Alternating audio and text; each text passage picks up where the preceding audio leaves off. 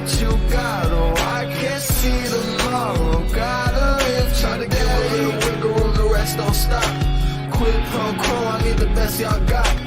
Tryna make a dollar, flip it like it's vinyl. Tryna make a way. What's it worth to you if the price too high? Quid pro quo, I need the best y'all got. Give me a bed. Don't say nothing less, cause I'm giving you 100. How you always leaving me with nothing? I'm not impressed. It's gonna take more than this, cause I'm giving you 100. And I don't even know if I can trust you for nothing.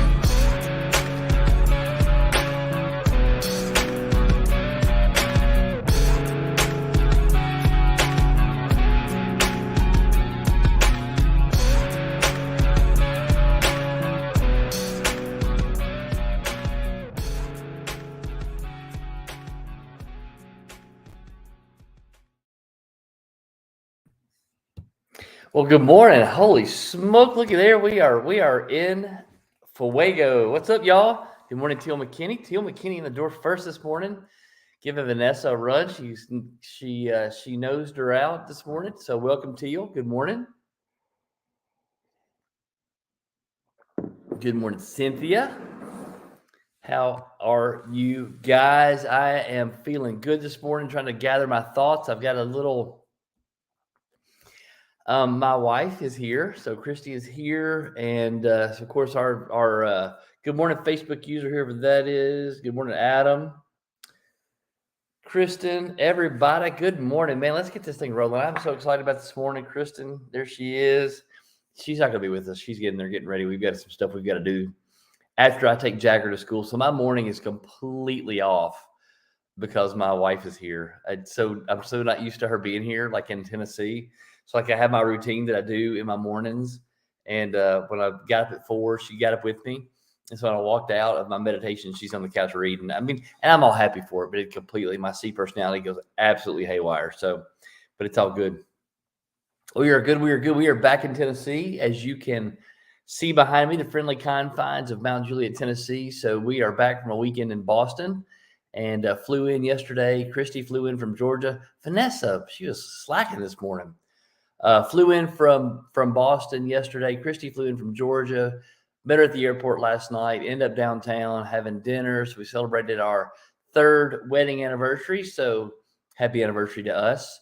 And had a great night, great dinner, and a lot of good stuff. A lot of fun. And so now we've got big things going today, man. What a great weekend. I hope you guys had a great weekend.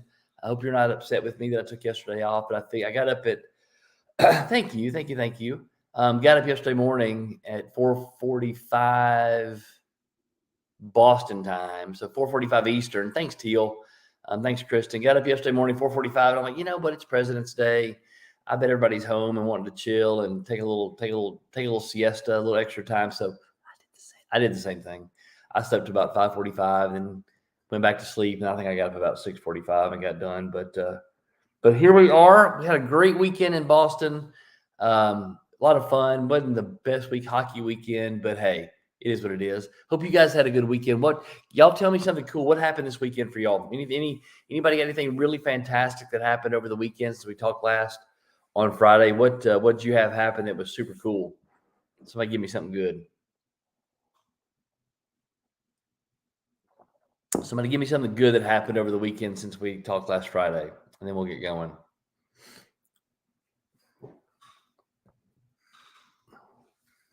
Anything? We're asking for good stuff that happened over the weekend. Anything happened good since last Friday? You've had Friday, Saturday, Sunday, Monday. You've had 4 days, actually 3 days. 4 days. Test something because it's Tuesday. My week's messed up. You had 4 days to have something really, really awesome happen. Good morning, Anna Davis. So tell me what's happened that's been awesome this weekend. Tell me something good. Give me a praise report, as they say in the Southern Baptist Church. Tell me something that the Lord's done for you the last 4 days. Anybody? Nothing? Y'all have had nothing happen to you that's been like, y'all got to get out more. I'm not joking, man. Y'all have got to get out and see the world more. Cynthia went prom dress shopping. All right, there you go. That's always fun. If you like prom dress shopping with your daughter. Teal, you got to get out and do something, girl. Get out and live a little bit, live a little life. Yeah, Kristen had a couple of pictures of the ER that went pretty well. She had a dude that decided to jump off some of the bungee cord around his neck and then tell a story about it. But all right, well, let's get going. We're gonna we'll get rolling then, because obviously our time is compressed because in Tennessee I got to get rolling with Jagger and get him to school. So let's get going. My name is Aaron Dwyer, and my wife Christy Dwyer and I own Exit Realty Lake Country. We have offices in Georgia and in Tennessee, and we get up every single morning, 5:30 Central, 6:30 Eastern time, and spend some time with our agents. That's how it started, to do a little motivation, stay a little connected, offer them some nuggets to try to help get their days going in the right manner. We found that if we have a great morning, that our chances of having a great day go up exponentially. And if we can put enough great days together, we can make great lives. So if you're joining us on some platform and not with us here live this morning, we appreciate you watching. But if you're here with us live this morning, please jump on here. Let us know you're here by giving us a little comment, saying good morning, so that we know that we're talking to you, and we'll spend some time together this morning. Hopefully motivating, encouraging, sharing a laugh, maybe a tear. Who knows how this thing goes? But let's rock and roll and let's get this thing going. So this weekend, so we were talking about some things this weekend. Y'all, now that's a story. I don't know if Vanessa shared the story with you guys, but one of her kiddos swallowed a rock at school, like legit swallowed it. And that sounds like something that my mom would say that I did when I was a kid. So legit, her kid swallows a rock. She ends up obviously at the ER, a Ready Clinic, or someplace to figure this out. And the doctor is looking for a house. So Vanessa said she went to show houses this weekend, or you've shown houses this morning. It's only like 6:45 there, Vanessa. But she met a doctor who was there at the doctor's office with her kids. This weekend. Sorry, she said this morning. She showed houses this weekend to the doctor that she met for her kids swallowing a rock. Now, I don't encourage you to have your kids swallow rocks, but whatever happens. But again, Vanessa self took advantage of a situation. That is truly taking advantage of an opportunity that's presented. Your kid swallows a rock. You end up at the doctor's office. You end up having a conversation that you're in real estate. Doctor says, I'm looking for a house. And you say, fantastic. Are you working with an agent? Vanessa self, kudos, ma'am. Kudos. Very, very good. Very good. So that was our, so for those that don't see Michelle Tilson on here yet, but Kristen and Vanessa, those that started 75 hard with us, we are on day 52, y'all. 52, 23 days left till the end of 75 hard. It's funny. So I got asked a question because now I carry my water jug around. All the hockey parents see me carry my water jug around. They see me on hockey weekends. There's my other 75 hard girl that's on day 72. Good morning, Michelle Tilson. They see me on a hockey weekend not drinking. They see me on a hockey weekend eating weird. They see me on a hockey weekend not doing, going in and working out where everybody else is kind of hanging out doing whatever. And I'm going to the gym and working out, or I'm out running. And it's like, Aaron, what in the hell's going on? And then I have a parent that says, gosh, dog, you've lost so much weight. I can see it in your face. What are you doing? What are you doing? What are you doing? And I get to tell them about 75 hard. I get to tell them about about this program, about this challenge, and about which is how things grow organically. That's how this thing went from a dude named Andy Frisella from St. Louis, Missouri, having an idea, something that he's done, and then telling one person tells one person tells 4 people, and then 4 people tell 16 people, and 16 people turn into 32 people. And that's how movements are created. So now there are probably millions of people who try this 75 hard challenge. There are millions of people now who give this thing a shot. And so Michelle and I are on day 52, Jared Tilson on day 52. So congrats. But I was asked this weekend, so what happens on day 76? And I kind of scratched my head and I went, I really hadn't thought about it much. I've been thinking about doing one thing and one thing and one thing and one thing and one thing. And it's crazy that this is exactly how this conversation is going to go this morning, because we're also on let's see here. We're on number 13 of Grant Cardone's 32 things successful people do that unsuccessful people don't do. And number 13 is successful people habitually commit. They habitually commit to things.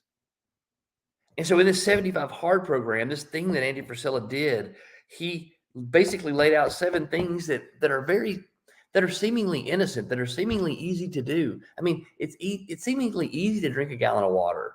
It's easy to set 45 minutes aside twice a day to go do some kind of physical exercise. It's easy to read 10 pages of a book. It's easy to watch what you eat. It's easy not to drink alcohol. It's easy. Those things are simple. Those are simple things that you can do. Yet they're hard to be put together to force yourself to do them every single day. They're hard to do. And those of you that have tried it, that found it's just sometimes it's hard to get that other 45 minutes in. It's hard to do that. Y'all, I was there last year. When I stood up in front of the Madison meeting and said I'm going to do 75 hard, there were cheers and the crowd went wild and everybody went, "Oh my gosh, it's so awesome!" And then I fell off the wagon like 4 days into it. I couldn't get through a hockey weekend. I couldn't get through a weekend out of town with hockey parents. I couldn't get through 3 or 4 days. I kept going backwards. I kept going backwards and kept going backwards.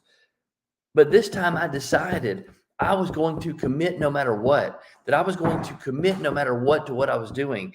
And then that commitment became a habit. It became a habit like tying my shoes. It became a habit like brushing my teeth. It became a habit that I wasn't going to go to bed until I finished those 5 or 6 things that had to be done. I wasn't going to stop my day until that one thing got finished. And then that next thing got finished. And then that next thing got finished. Successful people habitually commit. They figure out what they want. They then design that from what they want backwards. They reverse engineer that to the things that have to be done to put into place to be done. We all want to lose weight. We all want to be fit. We all want to be healthy. We all want to look great. We all want to make money. We all want to do these things that are up here. But then when it comes time to habitually commit, when it comes time to do the things that are necessary at a very functional level, at a very everyday level to make those things happen, we don't do it. We seem to relegate ourselves to be in a life that just is sort of tossed to and fro by the winds and the waves of circumstances. We're tossed to and fro by the winds and the waves of things that happen. Y'all, I'm reading Coach Burt's new book, Flip the Switch. So I just finished one more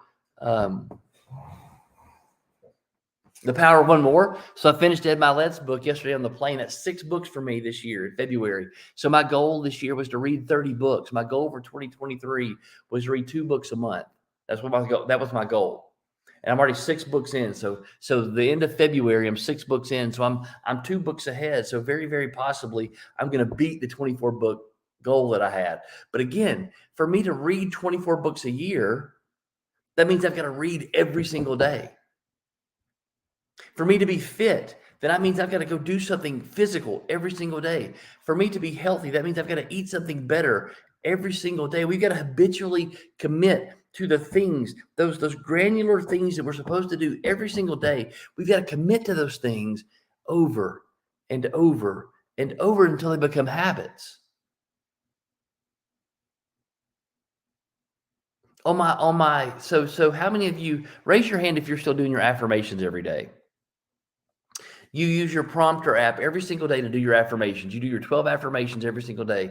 Let me just give me a like, give me a thumbs up, give me I'm doing it. Give me something in these comments that says, hey, I'm using the prompter app every single day. Who's using their prompter app every single day? They're doing their affirmations every single day. Anybody? Using prompter every single day? If you don't know about prompter, okay, so Michelle's she's not using a prompter, but she's using affirmations that Erica gives her. If you don't know about prompter is something that Steve Morris created. Okay. Consistency, habitually commit, Kristen. Kristen is in the same spot a lot of you are. This is something that all of you say, I'm using the app but I haven't been as consistent as I need to. We all have this thing where we're not as consistent as we need to be. We're not habitually committed to something that's going to improve us. Y'all, here's the deal. We are human beings and we want instant gratification. We want to be instantly gratified that what we are doing is providing us some kind of benefit. We want to give some effort and have immediate gratification. And if we give effort and don't have immediate gratification, then we fall away. We fall back from it. We push away from it and say, it must not be worth it. But do you understand that nothing in life that matters, nothing in life that is of true value, true substance, that has long lasting impact on us and our families and our legacy ever is instantly gratifying? Typically, things that are instant gratification for us are all bad for us. Think about in your life all the things that you have that gratify you instantly. Most of those things are really, really bad habits. Y'all, it's super awesome to go drink a milkshake, but it's not good for your gut. It's super awesome for me to go eat a freaking large pizza. Y'all, I'm telling you, I was sitting at a kids entertainment center on Sunday night after we were put out of the tournament, and all the boys wanted to go to the Apex Entertainment Center there in Boston. So all the boys are there, the parents are there, and they're ordering pizzas and they're drinking beer and they're having all the stuff that I love to do. And I'm sitting there drinking a water and lemon and eating chicken wings. They weren't even that great. They were awful, as a matter of fact. They were terrible. But that's what I was eating because I've made the decision that I wasn't going to have instant gratification. I made a commitment to myself that I was going to do the right thing every single time, no matter what. And I did. And then when I got back to the hotel that night at 9 o'clock, I went and finished my second workout. And that's not a braggadocious thing. I'm telling you, Aaron Dwyer, has changed over since the beginning of the year because I committed, come hell or high water, I was doing the 75 hard challenge. Come hell or high water, I was going to beat myself. Come hell or high water, I was going to put away the cotton candy feeling, that instant sugary high that dissolves very quickly, that I was going to get rid of that and replace that with something that, while it may not taste as good right now, it's going to be better for me in the end. I can't see the things that are happening, but other people can. When I'm talking to you about this prompter app, and I'm telling you about this prompter app, affirmations are not instantly gratifying. You're not going to do affirmations for 4 or 5, 6 days, and your world's going to change. You're not going to do affirmations for 2 or 3 weeks, and all of a sudden your world's going to change. But I'm telling you right now, you using affirmations, if you don't know what this is, you can go, it's something that Steve Morris created. You don't even have to be a part of Exit to do it. I have my kids doing it. I encourage my kids to use this app. But if you go to your cell phone and you text prompter, PROMPTER, that's the message, to the number 85377, then you're going to get a link to Prompter. And what Prompter does is it sends you 12 affirmations for 21 days. And then after 21 days, because that's the minimum time it takes to create a habit, after 21 days, then it sends you 12 more affirmations. And you do those 12 affirmations for 21 days. And then you get 20. So you understand the pattern. So it creates this habit of doing affirmations. Y'all, since 75 Hard has started and I have habitually committed to this program, I have done affirmations every single day. Up until this point, my longest streak for affirmations in a continuous streak was 7 days. And I know the power of affirmations. I know what affirmations mean to my heart. I know that affirmations are a way to ring the gong of my soul. And I always say that it's like a tuning fork. You're not always going to agree with every affirmation that you read. Every affirmation that you have is not always going to resonate with your soul. But every now and again, there's a little ding of the tuning fork with that affirmation. Have y'all ever seen the tuning fork deal? Or if you have 2 tuning forks that are of the same vibration and they're of the same tone, that you can hit one of the tuning forks and get it closer to the other one, and the vibration from this tuning fork will activate the sound in this other one. It's the coolest thing ever. So this tuning fork, you ding it and it's making a noise. This tuning fork in this hand doesn't make any noise, and you get them closer together and now they're both making noise. That's affirmations. That's the power of vibration and energy. Your affirmations are not always going to ding the tuning fork of your soul, but every now and again, you start reading these affirmations for 21 days and you're like, yes, yes, yes. So now I don't even have my phone. I've got a streak. I missed one night. I didn't miss it. I did my affirmations like 12:05 p.m. So just after midnight, and it reset my streak. It reset my affirmations, which kind of upset me because it kind of busted my streak. But I'm back in the game. So I'm counting that as being the one. Y'all hang on 1 second for me, please. I'm gonna.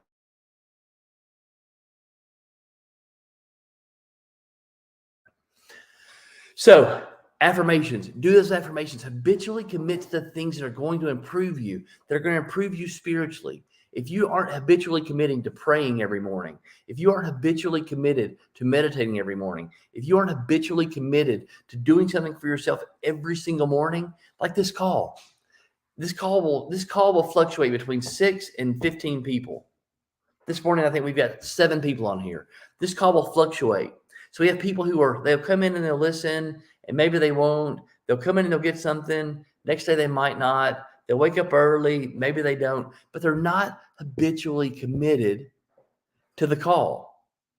Just like they're not habitually committed to prospecting. They're not habitually committed to their fitness. They're not habitually committed to eating right. They're not habitually committed to reading books and getting better. They're not habitually committed to things that are going to make them a better version of themselves, y'all. Successful people habitually commit to things that make them better. Successful people habitually commit to things that improve the lives of those around them. Successful people habitually commit to their mental health, their physical health, their spiritual health. They don't let life distract them. They don't let all the circumstances of what's going on around them distract them and pull them off their path. They control the direction of the boat. Thank you, Kristen.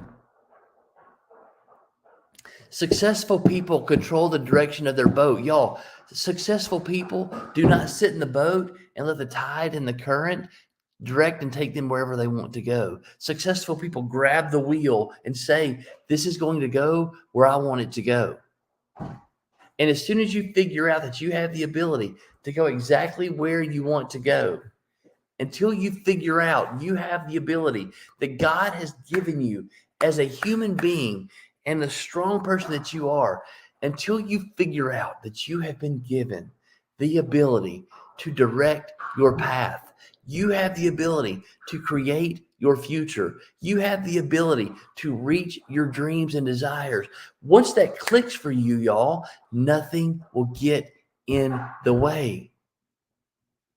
And I've told you this story.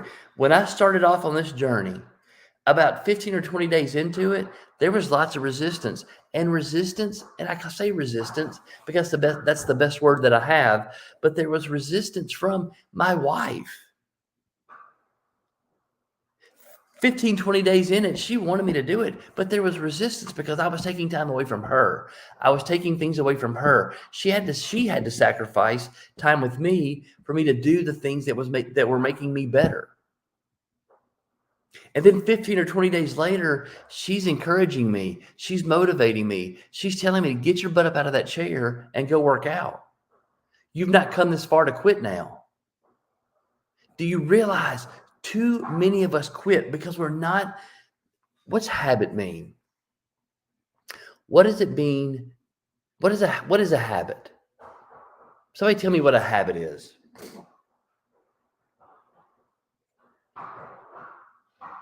What is the basis of a habit?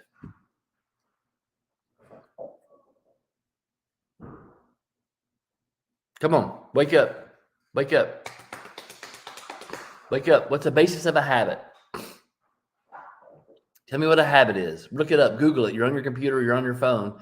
Tell me what a habit is. What's the definition of a habit? Okay, something repetitive, something you do over and over again. Come on.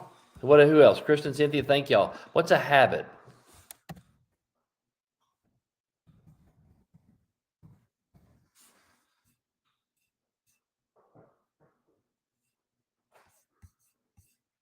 Anybody? Anyone else? So I just Googled definition of a habit. So here's your habit definition. A settled or regular tendency to practice, especially one that is hard to give up. So a settled or regular tendency or practice. Sorry, I read that wrong. A settled or regular tendency or practice, especially one that is hard to give up. Okay. So there you go. A settled or regular tendency or practice, one that is hard to give up. Something hard to give up, something done automatically, something you trained your mind to do. Y'all, it's something that you mindlessly do. Actually, I read part of the book that I was reading, part of One More, The Power of One More. One of the chapters I was reading while I was in Boston was about habits. And I thought about this as I was getting out of the shower, just my habit of getting out of the shower, how I take a shower, how I dry off, what I do in that process, how I get ready. Christy's back there getting ready right now. What does she do in habit that it doesn't take thought anymore? She just goes through the motions, right? She just does it. Habits are a benefit to you. Can you imagine if everything you did was as difficult as you learning how to tie your shoe when you were a child? Because that's exactly what things are. Things are that difficult. Imagine if you had to go through life and you had to struggle with how do I pour a cup of coffee? If you had to struggle with how do I put my makeup on? You had to struggle with how do I put toothpaste on a toothbrush? All the things that you do now out of habit, that is just the way, how you put your shoes on, how you tie your shoes, how you brush your teeth, how you go through, how you cook food, how you drive to school, how you take your kids to school, how you get to the office, all the things that you do out of habits. So sometimes we think of a habit like something bad, like it's something negative, that we have this bad habit. But y'all, we have lots of good habits. As statistically, by the time you reach 30 years old, about 80% of your behaviors are all habitual. Everything you do is mindlessly going through your day. How many of you go through your day when there's nothing going on, when you find yourself with nothing really stimulating you, when you find yourself not engaged in anything, that the first thing that you do is pick up your phone and start scrolling Facebook? Good morning, Casey. How many of you, when you seemingly have nothing going on, you pick up your phone and start looking at TikTok? I got one that does it. And it's awful. Like, I threatened to throw his phone at the window, because if there's nothing going on and he's not being stimulated by something outside, he picks up his phone and starts scrolling TikTok. How many of you get on Facebook if there's nothing engaging you? If you're afraid of calling someone, if you get fearful of prospecting, if you get afraid of taking some action and making a cold call, that you'll click up a new tab on your computer and you'll start scrolling Facebook. That you'll distract yourself with some social media platform to avoid doing something uncomfortable, to fill the time or space. Raise your hand if you do that, because guess what? That's a habit too. And it's an awful habit. It is an awful habit. It is literally taking hours out of your life to do mind-numbing, needless things. I thought about this last night on the airplane. I'm flying back in. I wanted to make a happy anniversary post for my wife, because now there's some obligatory that you got to put something on, because I feel like there's some obligation for me to put something on Facebook to tell my wife happy anniversary, because I want the world to see how much I love my wife. Really doesn't matter. She knows how much I love her. She knows I'm going to wish her happy anniversary. She knows we're going to dinner. She knows all those things. So it really doesn't matter what the world thinks or what they say, but there's some obligation now, right? There's some obligation now. We got to put something on Facebook to let everybody else know that really doesn't give two craps about what we're doing with our lives, that I love my wife and it's our anniversary. Kristen says she picks up a book now. Instead of mindlessly scrolling some social media platform, she picks up a book. What if instead of mindlessly scrolling, that because you're having this moment of puzzlement, because you know you should be cold calling, you know you should be prospecting, but that fear and that procrastination starts because fear creates procrastination. Procrastination creates inaction, and inaction creates habit. Fear creates procrastination. Procrastination creates inaction. Inaction creates this gap. And in that gap, you fill it with scrolling. You fill it with looking at TikTok. You fill it with looking at Instagram. You fill it looking at that with Facebook. You fill that void, that gap, with doing something that's not serving your best interests. Sound familiar? Because I promise you, in this modern era, with information like that at our fingertips, we will fill that gap with mindless things. And that is a habit. That is a habit. You brush your teeth as a habit. Who said that?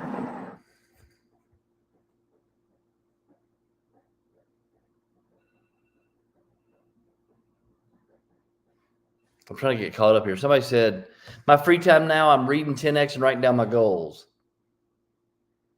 Adam, I love that, dude. I love that. Cynthia, I've been listening to a podcast that talks using brain priming to help change our autopilot mentality over time. Y'all, these are progress. These are steps. These are things that you do, little bitty things that may not be instantly gratifying, but you are inputting things into your spirit. You're inputting things into your brain. You're inputting things into your heart. You're doing things now that are creating different neural pathways. You're connecting new neurons in your head. You are doing different things. You're breaking habitual patterns of behavior to become a better version of you. And that is unbelievably awesome. Cynthia, Adam, y'all, Kristen, I'm so happy for y'all. That is so unbelievably fantastic, because that is what successful people do. They get habitually committed to being the best version of themselves. They become habitually committed to accepting nothing but the best for themselves. They become habitually committed to creating the best business, the best family, the best life they can possibly create. They become habitually committed to taking control of their actions, taking control of their circumstances, creating the life that they want to create. And now that you're recognizing that you have these habitual patterns, now that you're recognizing, I'm telling you, you'll see it. If you'll start paying attention to it, you'll notice it. And you'll pick up your phone and you'll go, why am I doing this? Why am I even looking at this? Why does this even matter? And you'll put it down. But I love the fact that you read goals. I love the fact that you interrupt that pattern. These pattern interrupts are important. These pattern interrupts are important. These pattern interrupts are what are going to change the direction of your trajectory. A 1% change done every single day, consistently over time, creates massive change in the end. A 1 degree correction will set you can go from the East Coast to the West Coast with a 1 degree correction. With a 1 degree correction, you can change the absolute trajectory of your life, of your family, of your business. If you'll just correct 1 degree every single day. Small things done consistently over time create enormous impacts. These small things that you do over and over and over again create habits, create patterns, create different directions for you and your family and you and your life and you and your business. Successful people are habitually committed. What are you committed to? I told y'all, Christy got me this Zig Ziglar planner at that conference that she went to, that weekend thing that she went to. And I've been using this thing almost religiously and writing down my stuff the night before. It's an absolute pattern interrupt for me, because my nights before would consist of me sitting on the couch with a glass of bourbon, watching a hockey game. My nights before would consist of me sitting on the couch with a glass of bourbon, watching Yellowstone. My nights before would be me sitting on the couch with a glass of bourbon, because I promise you, I finish my nights up almost every single night with a glass of bourbon or two. And I would sit and I would watch TV until I went to bed. But now I'm trying to start something new where I either get into my planner and plan my next day, or I write down my goals in this book. So I write down my goals every single morning and every single night. I'm habitually trying to create a new habit of writing down my goals. This one, writing down my goals, hasn't clicked like my 75 hard is. I've not become habitually committed to this yet. This is pretty close. My affirmations, I'm habitually committed to. My drinking a gallon of water every day, I'm habitually committed to. My 2 workouts a day, I'm habitually committed to. Me reading at least 10 pages a day, I'm habitually committed to. Me going after my dreams and goals and doing the things that I've got to do to make those things happen, I am becoming habitually committed to. And guess what? The time that I'm carving out of my day to do these things, because I'm habitually committed to it, it's easier. I'm getting up earlier. I'm getting up earlier in the mornings. I'm carving out those times in my day to do the things that need to be done. I have time in my day to do the things that I need. You can probably go to, I would venture a guess, you can go to Ziglar.com, Ziglar.com. She got this on that mastermind weekend that she went to. But I guess if you go to Ziglar.com, you can probably get one of these performance planners. It's called the Performance Planner from Ziglar. But I am becoming, y'all, habitually committed to where I'm going, where we're going, what we're doing. And it's going to, I promise you, this is what I believe, what I know, what I've seen. As soon as you become habitually committed to being the best version of you, as soon as you become habitually committed, Siri, I didn't ask for you. I didn't call for you. Sorry, y'all.